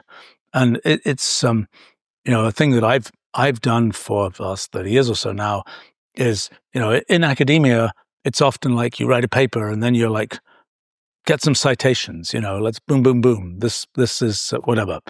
I have to say, I find it amusing that people have pointed out to me that citations to my own stuff sort of got corrupted in various databases. And so people are now copying the utterly incorrect citations that are just complete nonsense. And you can kind of see that they didn't look at anything. They just like click, click, click. Now I've papered my paper, so to speak, by putting in the right citations. The other thing that's amusing to me right now is because papers aren't on paper anymore, it's starting to be the case that you can have the citations where they'll cite all 1,000 authors explicitly. It's very nice and egalitarian, and it means that the length of the I'm always when I'm reading papers, I'm always like, something exciting is about to happen. Something exciting is about to happen. Oh shit, we reached the end of the paper. Nothing happened. Right. Now, and I thought I hadn't reached the end because the thumb on my, as I'm moving down on my window. You see the percentage. Yeah, right. It's like there's still a lot way to go, but no, actually, it's just pages and pages and pages of citations. But what I've always thought, at least for the last 30 years, the much more interesting thing is the actual narrative history of the ideas. That's the thing that really matters. It's not, it's like it's nice to be able to sort of cite your friends or whatever else you're doing. But what's much more significant for sort of the history of ideas is, can you actually thread together how this relates to other ideas that have come up? And so when I wrote New Kind of Science, I put a huge amount of effort into the historical notes at the back. And people, it's like, oh, you didn't cite my thing. Well, read the frigging note. It's like, and they said, did I get it right? I said, yes, actually, it's a very, very good portrayal of what actually happened. And which I think is, and I think that's, for me, that's a much more useful thing than like, boom, I copied this citation from some database that had it wrong anyway. And I think, and that's, it's part of the story. I mean, to me, when you do a piece of science, there's the doing of the science, and there's the kind of explaining of the science, and there's the contextualizing of the science. For me, kind of the effort of exposition is critical to my process in doing science. I mean, the fact that I'm going to write something, talk about something, is very important to me actually understanding what I'm talking about, so to speak. And I when I write expositions of things, I try and write expositions that I intend anybody to be able to understand. And that is that's a big sort of constraint on what one does, because if one doesn't know what one's talking about, it's really hard to explain it in a way that anybody has a chance to understand. And so that for me has been an important constraint in my efforts to do science is, can I explain it? And people sometimes think it's more impressive if you explain the science in this very elaborate technical way. That's not my point of view. It's more impressive if you can grind it down to be able to explain it in a way that anybody who puts the effort in can actually understand it. And it forces you to understand what you're talking about much more clearly, and it prevents the possibility of you just sort of floating over the formalism and, completely missing the point. But I think, one of the things that, it's sort of the doing of science. There's another question is, who should be doing science? I do science as a hobby, and I do it because I discover interesting things and I think that's fun. If I wasn't discovering interesting things, I just wouldn't do it. It's not what I do for a living. I run a tech company for a living. It's something that has been kind of I started off earlier in my life. I did science for a living, so to speak. But it's been 40 years or something since I did science for a living, so to speak. So before we get to who should do science, we started this conversation about what is good science. And I wanted to understand your position, not only your views on science, but your position in the history of science. And you took us through the past 50 years up until even this morning. So that's great. What's missing there is even a definition of what is science. I opened with what is good science, and then I should have said, well, what is science to begin with? And then we can also contrast that with what is bad science. Fair enough. Understand what is good science. To me, I think science has been traditionally about taking the world as it is, the natural world, for example, and somehow finding a way to produce a human narrative about what's going on there. So in other words, science is this attempt to bridge from what actually happens in the world to something that we can understand about what happens in the world. That's what the act of doing science is, that effort to find this thing which kind of is the explanation that fits in a human mind, so to speak, for what's going on in the world. That's been the traditional view of science. Now, there are things that call themselves sciences, let's say computer science, that really isn't about that. That's really a different kind of thing. Computer science, if it was a science like that, will be what I now call ruliology, the study of simple rules and what they do, the kind of the computation in the wild, so to speak. So it's sort of a misnomer of a science, but that's the tradition of how it's called. But so, for me, the science is this, what is it that we humans can understand that relates to what actually happens out there in the world, so to speak. Now, I called my big book A New Kind of Science for a reason, because I saw it as being a different twist on that idea of what science is, because when you have these simple rules and you can only know what they do by just running them, you have a slightly different case. You have something where you can understand the essence of what's happening, the primitives, but you cannot understand. You can only have kind of a meta-understanding of the whole arc of what happens. You can't expect what people have been hoping from, for example, the physical sciences, where you say, now I'm going to wrap my arms around the whole thing. I'm going to be able to say everything about everything that's going to go on there. So it's a different kind of science, hence the title of the book, so to speak. That's my view of sort of what science is. I would say that good science tends to be science that, at least science that I think is good, is science that has some sort of some foundational connections. It's, there is science, maybe I shouldn't say good science. I should say high leverage science. Science that we can be fairly certain is going to have importance in the future, so to speak. When you're at some tentacle, some detail of some detail, that is maybe the detail will open up some crack that will let you see something much more foundational, but much of the time that won't happen. And I think the thing that to me makes science that sort of high leverage science is science where sort of the thing you're explaining, the thing you're talking about is somehow very simple, very, very clean, very much the kind of thing that you can imagine will show up over and over and over again. Not something where you built this whole long description that went 3 pages long to say what you're studying. It's like, this is this very simple thing, and now there's a lot that comes out of that simple thing, but it is sort of based on this kind of foundational primitive. That's at least, I wouldn't necessarily say that is if we talk about good science versus not very good science, one thing is, so what would be my criteria? I would say that science that nobody can understand isn't very good science, since the point of science is to have a narrative that we humans can understand. If you are producing something that nobody understands, or nobody has the chance to understand, so to speak, that's not going to be a good thing. I think that there's also a lot of science that gets done that I would say is not, I don't know, it's not what it's advertised to be, so to speak. This happens both in theory and in experiment. What do you mean? Well, science is hard. And unless it's like, did it really work that way? Or did you fudge something in the middle, so to speak? And, there's a certain rate of fudging in the middle. I don't think we know what the rate is. In some fields, it's probably very high. And it's often not even like I'm nefariously fudging it in the middle. It's just, I knew it was going to come out this way, so the mouse that didn't do that, I'm going to, that mouse must have been, under the weather that day, so we'll ignore that mouse type thing. It's not nefariously ignoring the mouse. It's just ignoring the mouse because we're sure it isn't, that mouse isn't the important mouse type thing.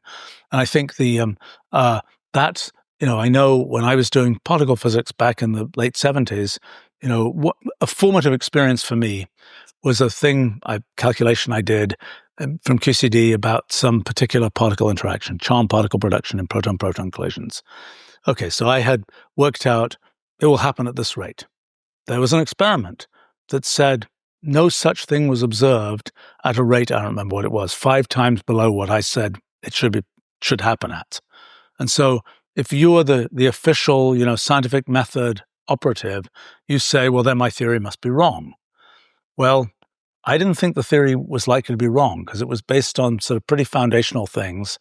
And, I wrote some paper with a couple of other people, and, half the paper was, here's the calculation. The other half of the paper was, well, there's this experiment, and how could our calculation possibly be wrong? Well, it turns out, as you might guess from me telling this story, that, the experiment was wrong. And, that was, for me, an important kind of formative realization. Now, do I blame the experimentalists for the fact that it was wrong? No, experiments are hard. And, they had a certain set of ideas about how it would work out. And, that those were not satisfied and they missed it. Just like in doing computer experiments, if you don't measure the right thing, you might miss what you're looking for. Now, just a moment. How does that jive with earlier when you were talking about the experiments, you have to let the chips fall where they may and accept it? Fair point. I mean, you have to do a good experiment, and that's not a trivial thing. I mean, in other words, if you do a bad experiment, you'll come to the wrong conclusions. And one of the things that I suppose I've gotten so used to in doing computer experiments is, how do you make a very clean experiment? This is the typical problem. The typical problem with experiments is you do the experiment and you get a result, and there was some effect that you didn't know that it mattered that the experiment was done, not at sea level or something. But that was the critical thing. And you just didn't know that. And so what tends to happen with computer experiments is an awful lot easier than with physical experiments. Is like, can you whittle it down to the point where you're doing a very, very minimal experiment, where there's there's some complicated thing and we don't know what it came from. I mean, back in the 80s when people were working on some, not all, but some of the artificial life stuff, that was very much bitten by the experiments were just unbelievably complicated. They were like, well, I'm going to make this model of a fish and it's going to have 100 parameters in it. Well, then, you can conclude almost nothing from such an experiment. And you say, well, the fish wiggles in this way, but, it could do anything with 100 parameters. And so I think I would say perhaps the right thing to say is that, and, the most common cause of error, I suspect, in experiments is prejudice about how it's going to come out. And then muddiness in the experiment. When the experiment is whittled down enough, you can't kind of hide. You can't let the prejudice, you can't distort the experiment by the prejudice, so to speak, because it is so simple. You can just see this is what goes in, this is what comes out. There's nothing, behind the curtain, so to speak. So I think that's but a lot of experiments, physical experiments, people who do physical experiments have it much worse than people like me who do computer experiments, because it's really hard, to make sure you're not having any other effect you don't understand, et cetera, et cetera, et cetera. I mean, the particular mistake that was made in this experiment I mentioned before was they were looking for tracks of particles in some emulsion stack, and the particle tracks were a bit shorter than they were looking for, because they just didn't know about how those kinds of particles worked. Well, that's something, I suppose there are analogous mistakes one could make in a computer experiment, but it's a lot easier to not make those mistakes in a computer experiment, particularly if you do the visualization well and you're really kind of seeing every bit, so to speak, at least at some level. Visualization is something I want to get back to, so I'm glad you brought it up, because you brought it up 3 or 4 times now as something extremely important. So can you talk about how can visualization be done mediocrely, and then how is it done well? Like, let's imagine you have several particles and you want to visualize them. Are you just talking about we visualize them as spheres instead of just 2D blocks? Are you talking about, well, we should be able to rotate? What are you talking about? No, the most common mistake is that there's a lot going on and you choose to only look at some small slice of what's going on. So, for example, classic example, people studying snowflake growth, okay? They said, well, the thing we really going to concentrate on is the growth rate of the snowflake. okay, how fast the snowflake expands, right? So they had worked out that growth rate and they'd carefully calibrated it and they found out it was correct for snowflakes and so on. But they never bothered to make a picture of what the actual snowflakes they were growing with their model looked like. They were spherical. Okay? All right. So that's an example of kind of a visualization type mistake. So the trick is, can you make a representation of things that is as faithful as possible, has as many of the details as possible, but yet is comprehensible to our visual system? And that's easier in some cases than others. Like cellular automata are a particularly easy case. They're particularly suitable for our visual system. It's just at least the one-dimensional ones that I've always studied. You just have this line of cells and they go down the page. You get this picture. Boom, there it is. Now, even there, with cellular automata, what had been done before my efforts were to look at two-dimensional cellular automata, where you have kind of a video of what's going on. When you have that video, it is really hard to tell what's happening. Some things, like the game of life cellular automaton, people studied that at some length.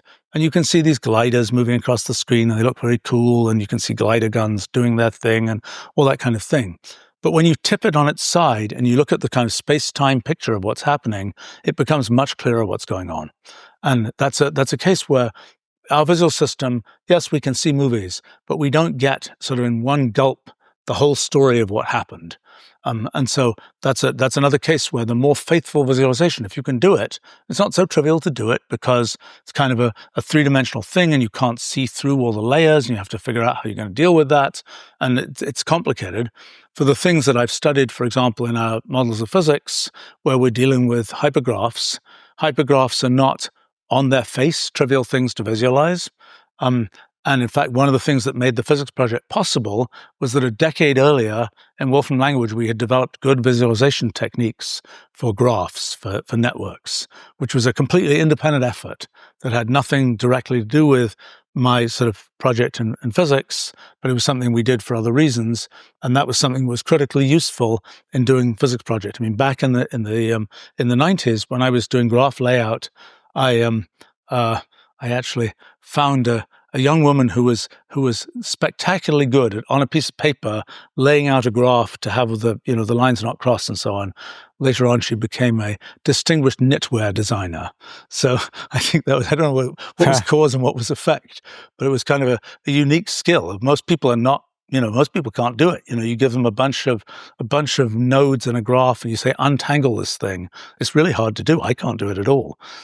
But we had found algorithms for doing that, which I used a lot, in doing things with the physics project, because that was, was a sort of a pre-existing thing. But it's still more difficult to visualize what's happening. And the things I've been doing very recently, last few weeks, on lambda calculus, that's an area where the obvious visualizations are just horrendous. You can't, our visual system doesn't figure out what the heck is going on.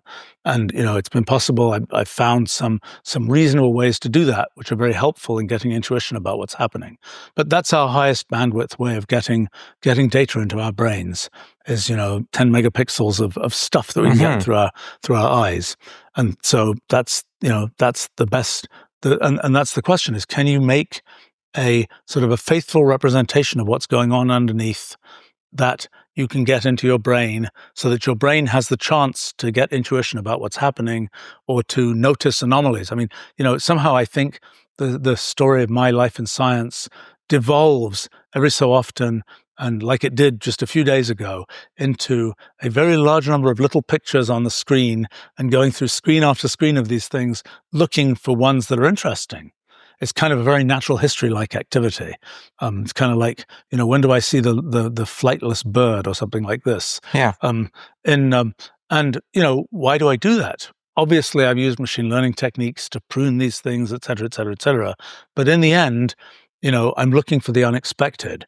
And, the unexpected for me is what my brain registers as unexpected. And that's the thing I'm interested in, so to speak. Okay, so two questions here. One, if you're using machine learning to sift through, I remember there's a talk from Freeman Dyson. He was saying that when the Higgs particle was discovered, he's happy that the Higgs was discovered, but he's not happy with how it was discovered because there was so much filtering out of data. And he says you want to be looking for the anomalies. I'm happy that the particle is finally discovered after many years of effort, but I'm unhappy with the way the particle was discovered. The Large Hadron Collider is not a good machine for making discoveries. The Higgs particle was only discovered with this machine because we told the machine what we expected it to discover.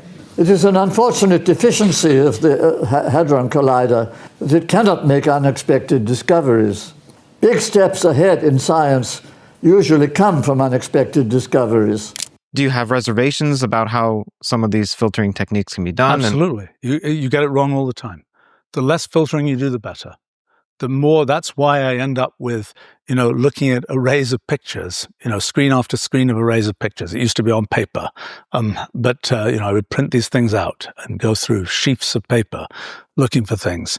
Yeah, there are things that are fairly safe to do, although they bite you from time to time. Like I was just mentioning earlier, this very long-lived lambda creature that I found, the automated techniques that I had missed it. So that was, and I noticed something was wrong by looking at a visualization of what it was doing.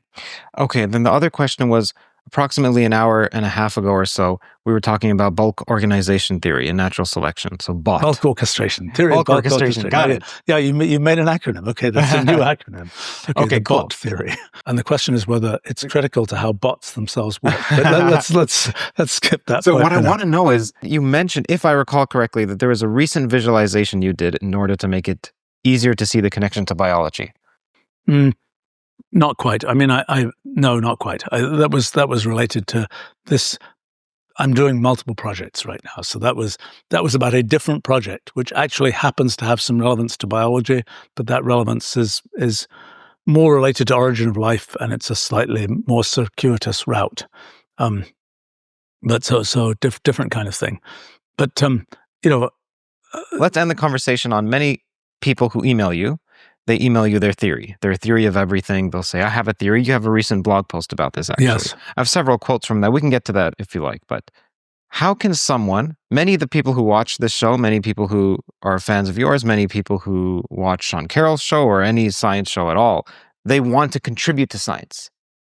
And they may not have the tools to contribute to science. So they use LLMs, generally speaking. Or they just don't do anything, but they have the want. How can they productively contribute to science? That's an interesting question. So I think there are a couple of, so first point is there are different areas of science, right? And at different times, people with different levels of training and expertise have been able to contribute in different ways. Like there was a time when in natural history, you could go and just find beetles and so on. And that was a contribution to science because, every beetle you found was something which eventually there would be some systematic thing that came out from looking at that. Similarly in astronomy, you find a comet. You find some astronomical phenomenon, that's going to become more difficult to do as an amateur because there are systematic, high precision telescopes and so on that are doing these things. You're not going to find another continent. Not anymore. There've been times when this wasn't done so much by amateurs, but chemistry, for example, there was a thing where you study another compound and you just keep on doing that. And in the end, you build up this kind of collection of knowledge where somebody's going to pick up, somebody studied, lithium hydroxide back in the day for no particularly good reason. And then, somebody at NASA realizes that's a way to scrub carbon dioxide or whatever, and it gets used in the Apollo spacecraft or whatever it is. So I think there's this thing where there are things that you can kind of accumulate that maybe are not, not necessarily in and of themselves. They don't require sort of integrating a lot of things to be able to make progress. There are areas that are more difficult. So, for example, right now, physics is, as it has traditionally been done, is a more difficult area to contribute to, because back, I would say, in the 1700s, not so difficult, but now there's a pretty tall tower of stuff that's known. I mean, stuff from mathematical physics and so on that's known. And if you say, well, I'm going to have a theory of how spacetime works, if you don't know what's already known about spacetime, which is couched in quite sophisticated mathematical terms, and not capriciously, it's just that is, our everyday human experience doesn't happen to extend to how space-time curves around a black hole. That's not everyday intuition. And so it's inevitable that it's going to be couched in terms that are not accessible from just having everyday intuition. And there are fields where that not so much of that has happened. Physics is one where there's a pretty tall tower of things that have been figured out that get you to the sort of the description of physics as we know it today. Now, it turns out that in the things that we've been able to do with our model of physics, one's a little bit closer to the ground again in some aspects of it, because the study of hypergraph rewriting and so on, that's something pretty much anybody can understand the ideas of hypergraph rewriting. Doesn't require that you know a whole bunch of stuff about, sophisticated things about partial differential equations and, function spaces and all this kind of thing, which are fairly complicated abstract concepts. It's something where, at least at the simplest level, it's like you've got this thing, you could run it on your computer, you can see what it does. Now, connecting that to what's known in physics, that's more challenging. And knowing kind of how that relates to, some result in quantum field theory or something is more challenging. The result in quantum field theory is not a waste of time.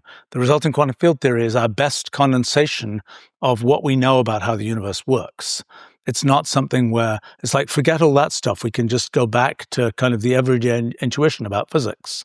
That was a good thing a few hundred years ago. It isn't a good thing anymore because we already learnt a bunch of stuff. We already figured out a bunch of things. And, if you say, well, just throw away all those things, let's start from scratch, that's, then you've got to recapitulate those few hundred years of discoveries. And that's a tall hill to climb, so to speak.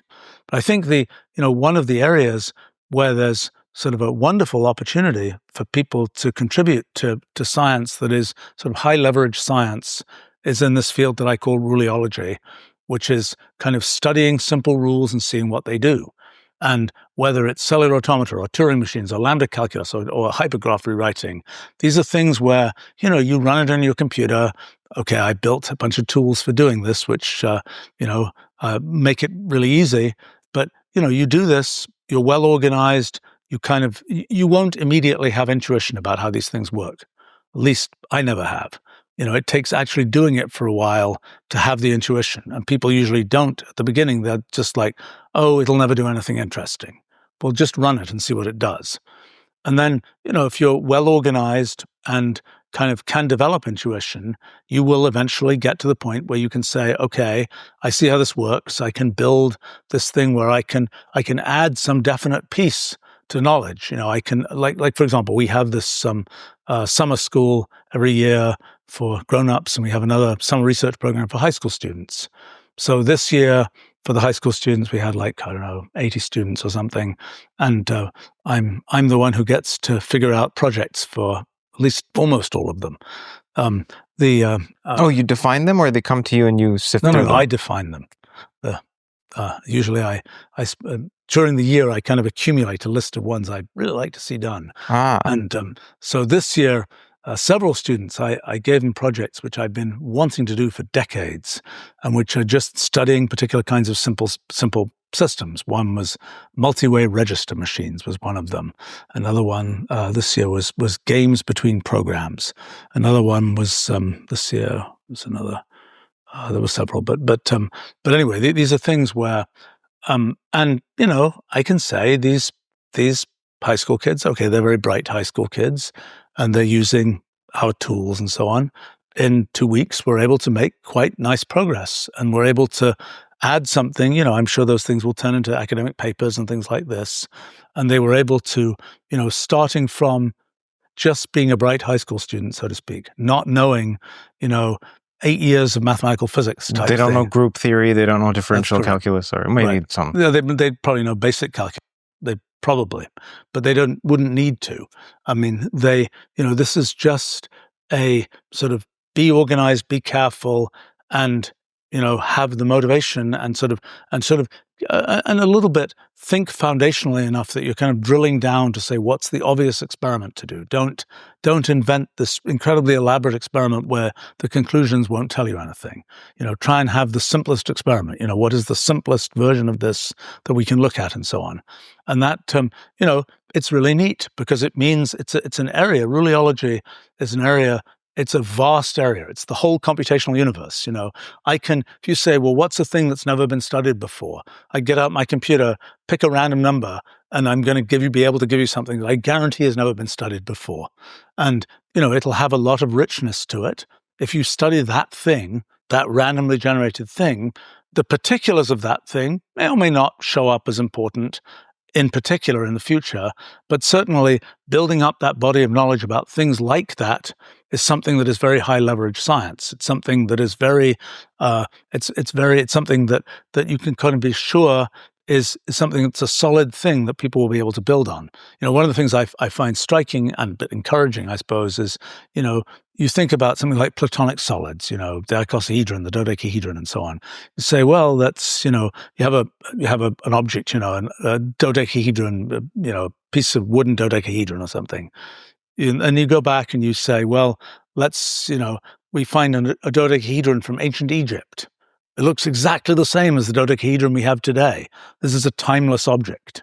It's a thing that, the dodecahedron has been something that has been worth talking about from the time of ancient Egypt to today.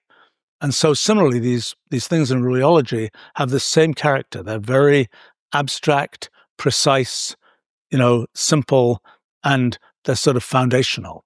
And it's something where, this particular rule, it's not going to be the case that somebody's going to say, oh, we learned more about the immune system, so that model of the immune system is irrelevant now. The things you measured about this are irrelevant.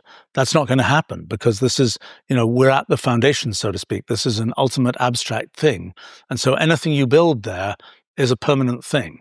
And, whether you happen to find, whether you do, there were many naturalists before Darwin who went and, collected lots of critters around the world.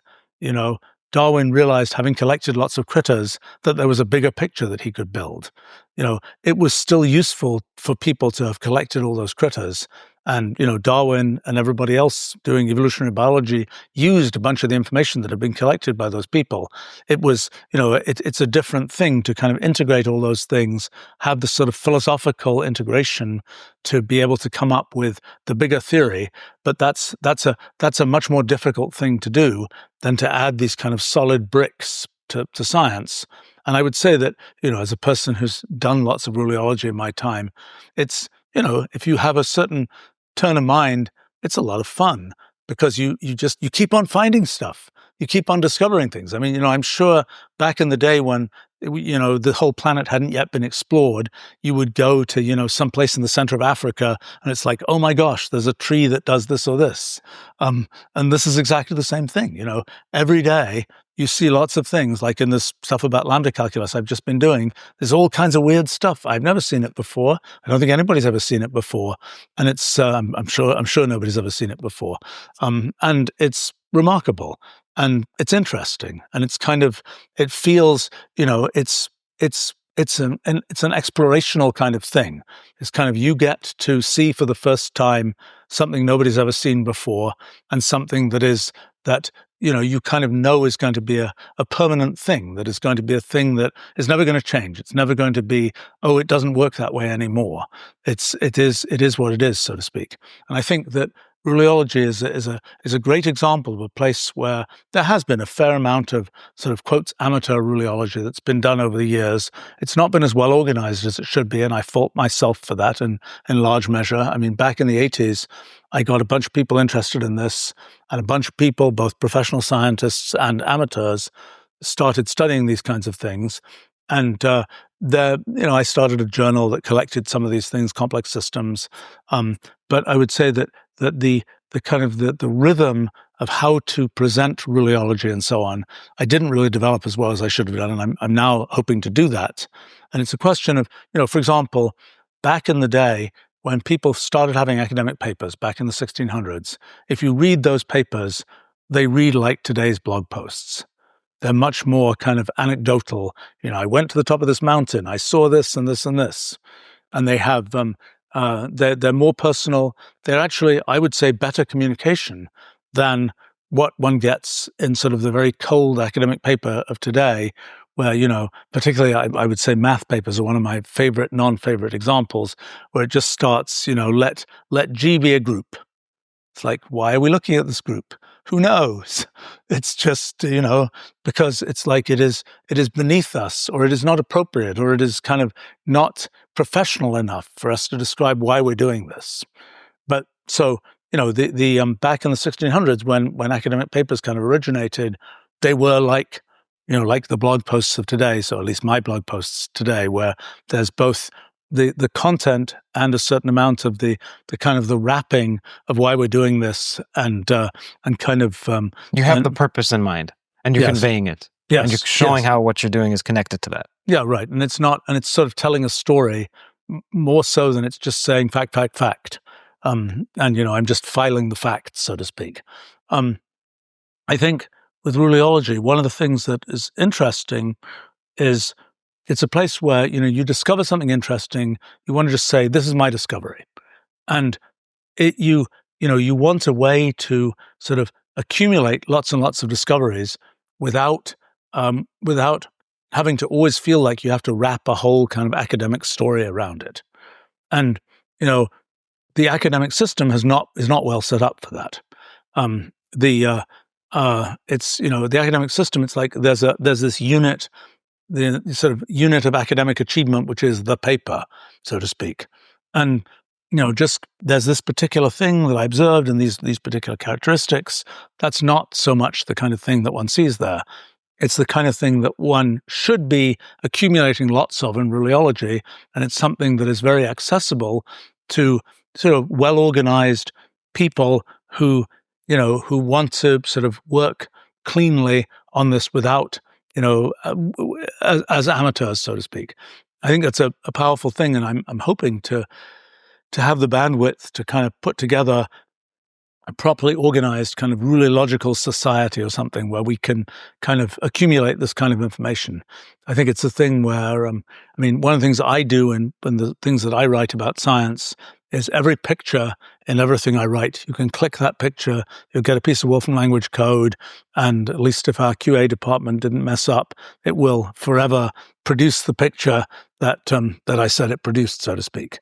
And I mentioned the QA department because it isn't actually trivial to have, you make some piece of code and you have got to make sure it keeps on working. We've been very good in Wolfram language in maintaining compatibility for the last 38 years with the language. But if I used some weird undocumented feature that day, that might change. I don't. So that usually isn't a problem. But, but that fact that you kind of have it as a constraint for yourself, I like to have it as a constraint for myself. The things I write should be understandable to anybody who puts the effort in to understand them. And reproducible. Yes, but also that they're understandable not only to the humans, but also to the computers, so to speak. And that everything I do is like you can immediately reproduce it. That's, turned out in practice to be a very powerful thing because people just take, the code and all the visualizations and so on that I've made, and they just go and start from there. They kind of start from that level of the tower, so to speak, rather than having to climb the tower themselves. And it's, I think that's a powerful thing. It's pretty much undone in most of academic science, partly because academics, well, they don't tend to package sort of the kind of code in a form that will actually be reproducible and runnable. They do more with our technology than anywhere else, but still, it's somewhat inadequate. And also, I think the motivations on the part of the typical academic scientist is kind of in the game of academia, so to speak, which involves, I'm going to publish my thing, I'm going to publish another thing that leverages the thing I just published, and, I'm going to get as many papers as possible and so on. For me, the calculation is actually rather different because for me, I'm trying to do a bunch of different things in my, finite life, so to speak. And for me, I'll write something and I really don't want to write something about the same topic again. It's kind of like it's a write once type activity. And so as much as possible, I'm like, I'm going to write this thing and okay, world, here it is. I hope you can do something useful with it, because I'm not going to come back to this particular thing. I mean, I find actually that I do end up sort of building on the things I've done, but not kind of writing sort of an incremental version of the same document again. I find it, maybe it's just me, but I can't bring myself to do that. I feel the same way. And it's actually very frustrating when I do a project. I like to kind of pick all the low-hanging fruit. And I know that any fruit I don't pick first time around, I'm not going to come back and pick. And it's just going to sit there, and it's going to be frustrating to me, because it's kind of like here's this thing, and I just figured out a little bit more, but I have no place to write that down. Actually, one thing I've been doing recently is, in the NKS book, there were many notes at the back, and many 100-page things that I'm writing today are the expansion of 3-paragraph notes in the NKS book. So, for example, the thing that I've been doing the last few weeks is in many ways an expansion of a small note in the NKS book that will turn into a 100-page document. And so that's sort of okay by my standards, in the sense that I didn't really work it out in enough detail before, and now I am, and that's not kind of recapitulating something I've already done. Anyway. Stephen, it's been wonderful. Thank you so much for spending almost 3 hours, 2.5 or so. Oh my God, it's that long. I just start yakking, and it keeps on going. Well, this will be released in approximately 2 weeks, and maybe by then people will be wondering, okay, I've heard about Ruliology. I've heard that I can contribute by looking at Rule 2,000,002, but specifically, I want more detail. So you mentioned there are 40 high school projects. Maybe within 2 weeks, there'll be a blog post out for people who want more. They can say, it okay, won't well, be we 2 can go weeks. I want to do it, but it won't be 2 weeks, okay. Unfortunately. Well, maybe whenever it's done, I can put a link on the description. I'll update the description. Please. Yeah. So if you're watching this, whenever you're watching this, check the description. Or maybe I'll have something on my Substack about how one can possibly use Ruliology, as Stephen would hopefully approve. Sounds good. Hi there, Curt here. If you'd like more content from Theories of Everything and the very best listening experience, then be sure to check out my Substack at curtjaimungal.org. Some of the top perks are that every week you get brand new episodes ahead of time. You also get bonus written content exclusively for our members. That's CurtJaimungal.org. You can also just search my name and the word Substack on Google. Since I started that Substack, it somehow already became number 2 in the science category. Now, Substack, for those who are unfamiliar, is like a newsletter, one that's beautifully formatted. There's zero spam. This is the best place to follow the content of this channel that isn't anywhere else. It's not on YouTube. It's not on Patreon. It's exclusive to the Substack. It's free. There are ways for you to support me on Substack if you want, and you'll get special bonuses if you do. Several people ask me, like, hey, Curt, you've spoken to so many people in the fields of theoretical physics, of philosophy, of consciousness. What are your thoughts, man? Well, while I remain impartial in interviews, this Substack is a way to peer into my present deliberations on these topics. And it's the perfect way to support me directly. curtjaimungal.org, or search Curt Jaimungal Substack on Google. Oh, and I've received several messages, emails, and comments from professors and researchers saying that they recommend Theories of Everything to their students. That's fantastic. If you're a professor or a lecturer or what have you, and there's a particular standout episode that students can benefit from, or your friends, please do share. And of course, a huge thank you to our advertising sponsor, The Economist. Visit economist.com/toe, TOE, to get a massive discount on their annual subscription. I subscribe to The Economist, and you'll love it as well. Toe is actually the only podcast that they currently partner with, so it's a huge honor for me, and for you, you're getting an exclusive discount. That's economist.com/toe, TOE. And finally, You should know this podcast is on iTunes, it's on Spotify, it's on all the audio platforms. All you have to do is type in Theories of Everything and you'll find it. I know my last name is complicated, so maybe you don't want to type in Jaimungal, but you can type in Theories of Everything and you'll find it. Personally, I gain from rewatching lectures and podcasts. I also read in the comment that TOE listeners also gain from replaying. So how about instead you re-listen on one of those platforms like iTunes, Spotify, Google Podcasts, whatever podcast catcher you use. I'm there with you. Thank you for listening.